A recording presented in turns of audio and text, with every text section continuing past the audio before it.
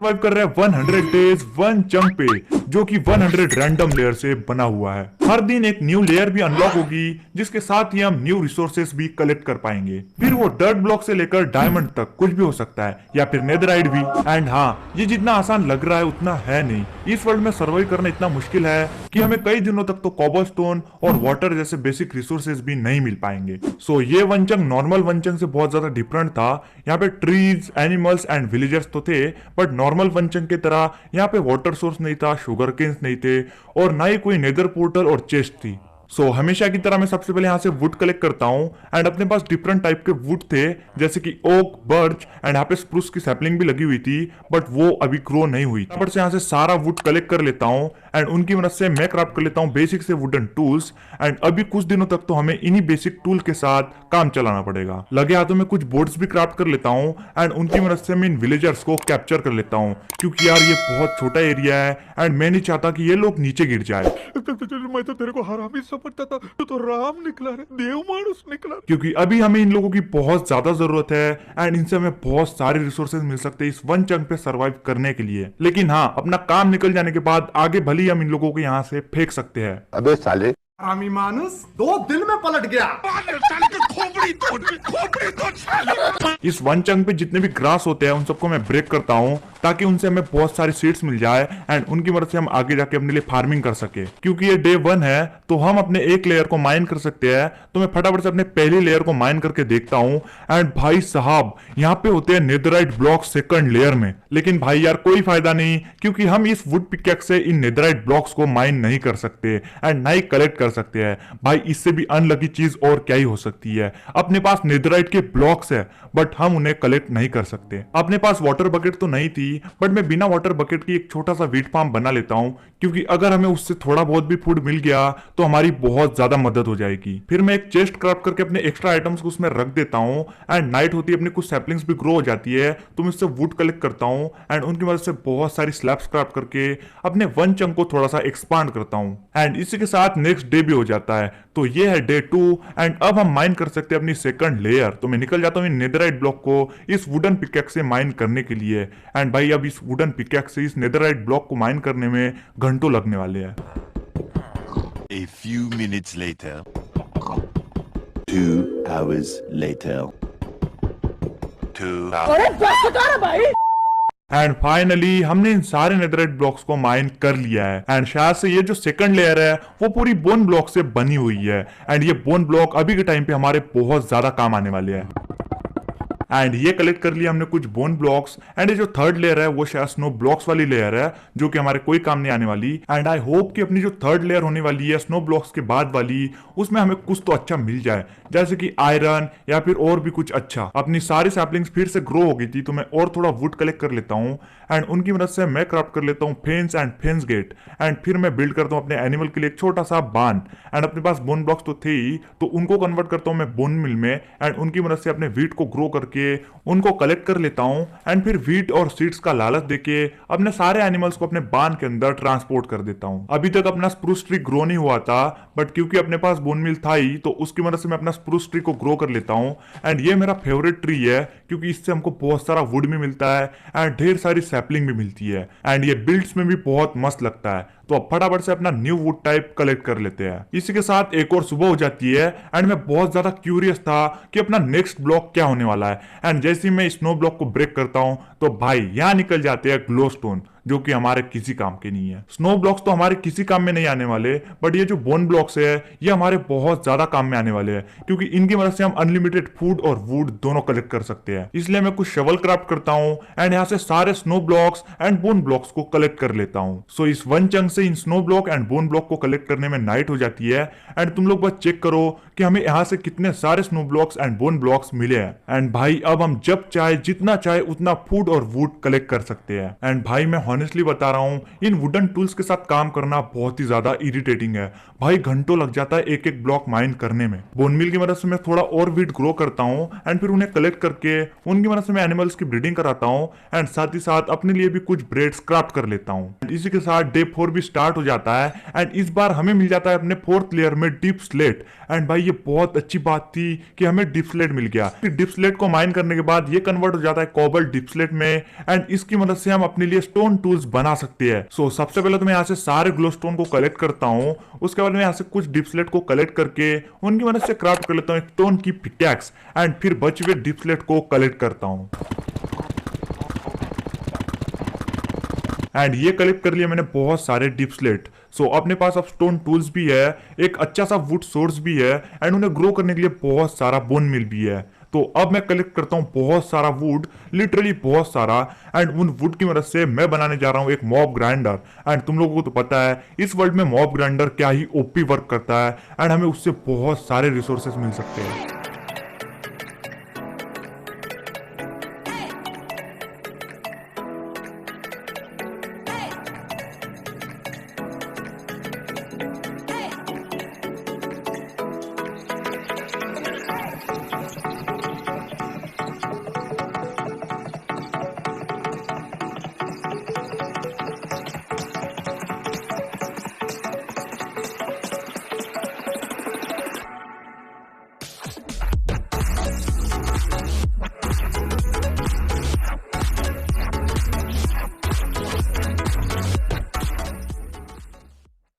सो अपना mob grinder बन के रेडी हो गया है एंड अपने पास वाटर बकेट ना होने की वजह से मुझे ट्रैपडोर वाला जुगाड़ करना पड़ता है। एंड मैं इस मॉब ग्राइंडर के अंदर इसलिए रुका हूँ क्योंकि अपने पास कोई भी वाटर बकेट नहीं है नीचे जाने के लिए एंड हम डायरेक्ट जंप नहीं कर सकते, क्योंकि अगर हमने जंप कर लिया तो हम नीचे से सीधा ऊपर पहुंच जाएंगे। इसलिए मुझे इसी मॉब ग्राइंडर का यूज करके नीचे तक पहुंचना है। एंड जैसे कि तुम लोग देख सकते हो मॉब स्पॉनिंग स्टार्ट भी हो गया है, बट मैंने गलती से ये ब्लॉक को थोड़ा नीचे बिल्ड कर दिया है। तो सबसे पहले तो मैं इसको फिक्स करता हूँ। एंड गाइज यार तुम लोग बस ये चेक करो, बिना वाटर बकेट के भी अपना मॉब फार्म क्या ही ओपी वर्क कर रहा है भाई। इतनी सारी एक्सपी एंड इतने सारे रिसोर्सेज भी। एंड कुछ ही देर मॉब्स को मारने के बाद मुझे अपने लिए एक न्यू फूड सोर्स भी मिल जाता है, जो कि होता है एक कैरेट। एक बार फिर से मैं बोन मिल की मदद से बहुत सारी वीट्स को ग्रो करता हूँ एंड उन्हें कलेक्ट करके उनकी मदद से सिर्फ मैं बोन मिल की मदद से मल्टीप्लाई कर लेता हूँ। जैसे कि तुम लोग देख सकते हो ये डे 9th है एंड हमने अपने 1 चंक को लास्ट टाइम 4th डे पे माइन किया था। तो अब हम डायरेक्टली 5 लेयर्स माइन कर सकते हैं इस 1 चंक की। तो मैं फटाफट से माइनिंग पे लग जाता हूँ। हमारी 5th लेयर ग्रेवल से बनी हुई थी, 6th लेयर पे मुझे दिखाई देते हैं स्ट्रिंग्स एंड 7th लेयर बनी हुई थी गोल्ड और से, 8th लेयर पे प्रिज्मरीन और 9th लेयर पे होता है वाटर मेलन। फिर मैं थोड़े और स्ट्रिंग्स को कलेक्ट करता हूँ एंड उनकी मदद से मैं क्राफ्ट कर लेता हूँ वुल एंड उनकी मदद से मैं बना लेता हूँ अपने लिए बेड एंड फिर अपना बेड लगा के आराम से सो जाता हूँ। एंड नेक्स्ट डे को मैं यहाँ से सारी ग्रेवल्स और स्ट्रिंग्स को कलेक्ट कर लेता हूँ। एंड गाइज यार अपने मॉब ग्राइंडर में मॉब्स के साथ साथ बहुत सारे एंडर मैन्स भी स्पॉन हो रहे थे, तो हमें उनसे बहुत सारी एंडर पल्स भी मिल रही थी एंड शायद हमें इन फ्यूचर एंडर पल्स के लिए इधर उधर भटकना नहीं पड़ेगा। एंड अपनी जो 10th लेयर होती है वो होती है डार्क ओक वुड वाली। एंड गाइज यार अब टाइम आ गया है अपने विलेजर्स को फ्री करके उनकी ब्रीडिंग करवाने का और उनके साथ ट्रेडिंग करके बहुत सारा पैसा कमाने का। इसलिए मैं इसी जगह पे एक छोटा सा वुड का बंकर बिल्ड करता हूँ इन लोगों के लिए एंड फिर इन्हें फ्री कर देता हूँ। उसके बाद हमने जो स्टिंग्स कलेक्ट करके लाए थे उनको कन्वर्ट करता हूँ मैं वुल में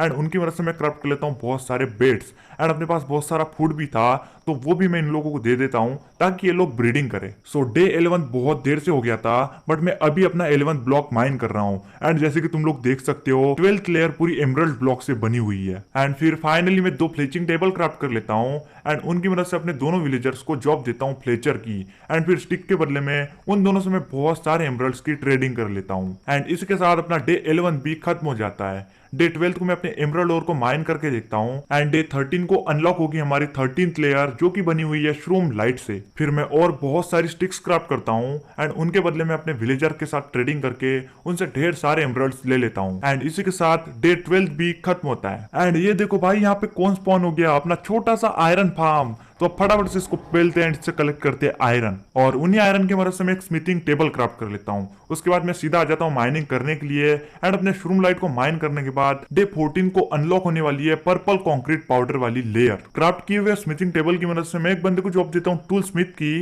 ताकि हम उसको अपग्रेड करके उससे डायमंड के टूल्स ट्रेड कर सके। और उसे अपग्रेड करने के बाद वो हमें सिल्क टच वाली आयरन पिकैक्स और एक आयरन की एक्स दे रहा था जिसपे अच्छी खासी इंचेंटमेंट लगी हुई थी। तो मैं उससे ढेर सारी आयरन की पिकैक्स और एक्स ट्रेड कर लेता हूँ। इस बंदे को एक्सपर्ट लेवल पे अपग्रेड करने के बाद ये बंदा डायमंड की एक्स और शवल भी बेच रहा था, तो मैं एक एक करके इन दोनों को भी ट्रेड कर लेता हूँ। क्योंकि ये डे 14 था तो मैं फटाफट से अपने 14th लेयर को माइन कर लेता हूँ। एंड डे 15 को अनलॉक होने वाला है लैपिस लजुली वाला और एंड जैसे कि तुम लोग देख सकते हो डे 15th भी होने वाला है। डे 15 को मैं अपने लैपिस वाले ब्लॉक को माइन करता हूँ एंड उसके नीचे होती है लावा वाली लेयर जो कि पूरी लावा से भरी होगी।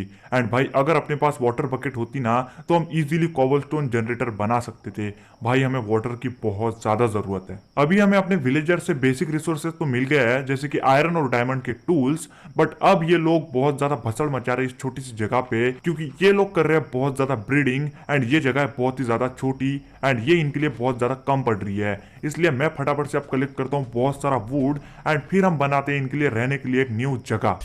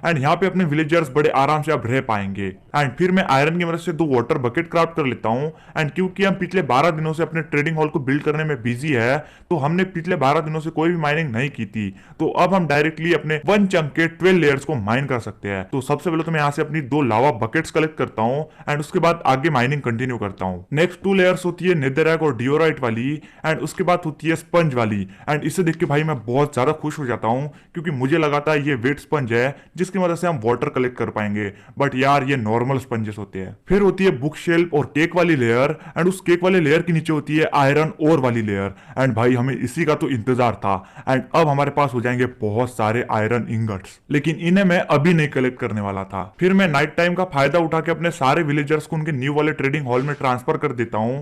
एंड क्योंकि नाइट हुई थी तो बेट का पीछा करते हुए वो खुद अपने ट्रेडिंग हॉल में चल के आ जाते हैं एंड अब इस बंकर की भी जरूरत नहीं है। नेक्स्ट हमारी मशरूम वाली लेयर थी एंड उसके बाद आने वाली थी स्टोन ब्रिक्स वाली लेयर। फिर मैंने अपने टूल स्मिथ को भी मास्टर लेवल तक अपग्रेड कर दिया था एंड अब ये बेच रहा है डायमंड की पिकैक्स, तो मैं फटाफट से उससे एक डायमंड की पिकैक्स ट्रेड कर लेता हूँ। नेक्स्ट डे को मैं अपने स्टोन ब्रिक को माइन करने जाता हूँ एंड उस स्टोन ब्रिक वाली लेयर के नीचे होती है क्वार्ट्ज वाली लेयर। एंड क्योंकि अब अपने पास डायमंड की पिकैक्स आ गई थी तो मैं फटाफट से एक नेदरराइट का ब्लॉक कलेक्ट करता हूँ एंड उसको इंगट में कन्वर्ट करके अपने पिकैक्स, एक्स और शवल में अप्लाई कर देता हूँ। फिर मैं एक लैक्टन क्राफ्ट कर लेता हूँ ताकि उसकी मदद से हम एक बंदे को लाइब्रेरियन बना सके एंड उसकी मदद से मैं ले सकूं फॉर्च्यून 3 की बुक। एंड इसी वजह से मैंने अभी तक के कोई भी ओर्स को माइन नहीं किया था ताकि हम अपने पिकैक्स में फॉर्च्यून 3 लगा सके एंड फिर उसकी मदद से अपने ओर्स को माइन करके उनको मल्टीप्लाई कर सके। घंटों तक ग्राइंड करने के बाद भी मुझे इफिशिएंसी 5, मेंडिंग, इंफिनिटी, फ्लेम और शार्पनेस मिलती है, बट फॉर्च्यून 3 नहीं। भाई मन तो ऐसा कर रहा था कि इन विलेजर्स के गोली मार दूं। लेकिन थोड़ा और ग्राइंड करने के बाद उसे अपने पिकैक्स में अप्लाई कर देता हूं। अपने क्वार्ट्स के नीचे होती है ग्लास वाली लेयर, उस ग्लास वाली लेयर के नीचे होती है एमेथिस्ट वाली लेयर एंड उसके बाद एक और एमराल्ड लेयर आ जाती है एंड उसको माइन करने के बाद हमें मिल जाती है डायमंड वाली लेयर। मतलब अब हम बनने वाले थे बहुत ज्यादा अमीर। एंड क्योंकि अपने पिकैक्स में भी अब फॉर्च्यून 3 लगी हुई थी तो मैं एक एक करके अपने पास जितने भी और थे जैसे कि एमराल्ड, गोल्ड, आयरन और डायमंड उन सबको माइन कर लेता हूं। एंड अब भाई हम बहुत ज्यादा अमीर बनने वाले थे। अपने पास अंधा पैसा होने वाला था। एंड तुम लोग सिर्फ ये चेक करो भाई, ये क्या है इतना सारा भाई साहब खजाना। उसके बाद मैं बहुत सारे फर्नेसेस क्राफ्ट कर लेता हूँ एंड फिर अपने सारे ओर्स को इसमें स्मेल्टिंग के लिए लगा देता हूँ। एंड इसके साथ ये वाला भी डे खत्म हो जाता है एंड नेक्स्ट डे को अनलॉक हो जाती है अपनी क्वार्ट्ज वाली लेयर एंड उसके बाद अनलॉक होने वाली थी हेबेल्स वाली लेयर। एंड क्योंकि अब अपने पास इतने सारे डायमंड्स है तो मैं फटाफट से एक डायमंड का फुल सेट आर्मर क्राफ्ट कर लेता हूँ एंड लगे हाथों मैं उन्हें नेदराइट में भी कन्वर्ट कर देता हूं एंड ये मिल जाती है हमें दो पावरफुल अचीवमेंट्स।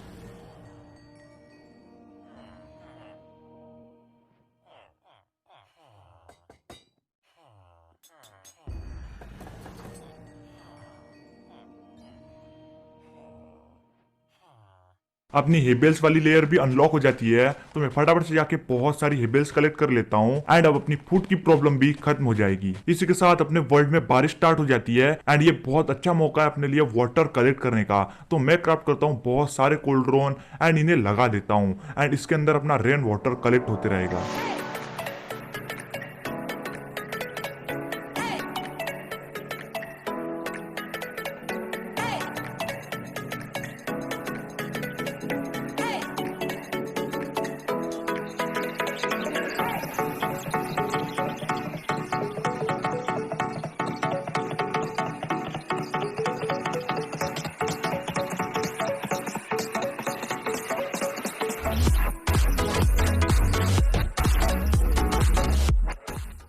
सबसे पहले मैंने उन जानवरों के लिए, मेरा मतलब विलेजर्स के लिए जगह बनाई और अब इन जानवरों के लिए, क्योंकि भाई इन लोगों ने भी उस वन चंक की पूरी हालत खराब कर रखी थी, वहां पे पूरा भसड़ मचा रखा था। इसलिए मैं धीरे धीरे करके वहां से एक एक चीज को गायब कर रहा हूँ, क्लीन कर रहा हूँ। बारिश की वजह से अपने 2 कोल्ड्रन में वाटर कलेक्ट हो गया था, लेकिन ये दोनों भी कोल्ड्रन पूरी तरीके से नहीं भरे हुए थे। बट मेरे पास एक आइडिया था, अपने पास कुछ बॉटल्स थी जो कि मुझे अपने मॉब ग्राइंडर से मिली थी, तो उनकी मदद से मैं एक कोल्ड्रन का पानी दूसरे कोल्ड्रन में भर देता हूँ एंड वो फुल हो जाता है एंड वाटर बकेट की मदद से मैं उसे कलेक्ट कर लेता हूँ। एंड इस सिंगल वाटर बकेट की मदद से हम एक और बकेट वाटर कलेक्ट कर सकते हैं। हमें बस इस वाटर बकेट को यहाँ डालना है एंड इसकी मदद से अपने बॉटल्स को फिर से भर के अपने कोल्ड्रॉन को फिर से रिफिल करना है। एंड ये देखो, ये आ गई अपने पास सेकंड वाटर बकेट एंड ये बन गया अपना infinite water source. And guys यार ये देखो, ये डे 42 एंड बिल्ड्स के चक्कर में हमने बहुत दिनों से माइनिंग नहीं की थी, तो अब फटाफट से चलते हैं एंड अपने वन चंक की कुछ लेयर्स को माइन करते हैं जो भी अनलॉक हो गई होंगी। सो इस राउंड में सबसे पहले एंशियंट सिटी के कुछ ब्लॉक्स होते हैं,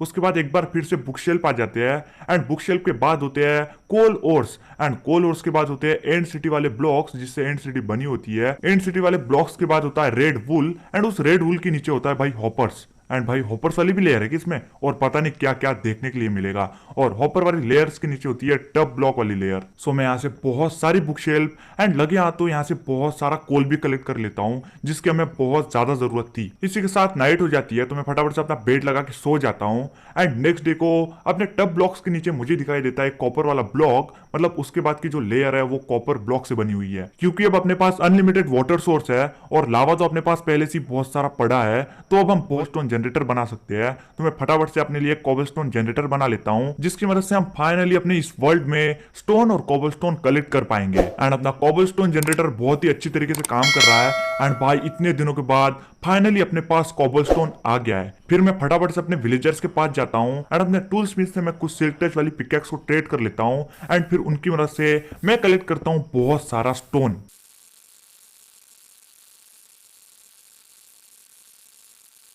एंड भाई ये लो, अपने कोबलस्टोन जनरेटर से हमने इतने सारे स्टोन कलेक्ट कर लिए एंड नेक्स्ट डे को अपनी गोल्ड ओर्स वाली लेयर अनलॉक हो जाती है। तो मैं फटाफट से इन सारे कॉपर ब्लॉक्स और गोल्ड ओर्स को यहाँ से कलेक्ट कर लेता हूँ। फिर हमारी 2 लेयर्स और अनलॉक हो जाती है जो कि थी ये लैंटर्न वाली एंड उसके बाद ये केल ब्लॉक वाली।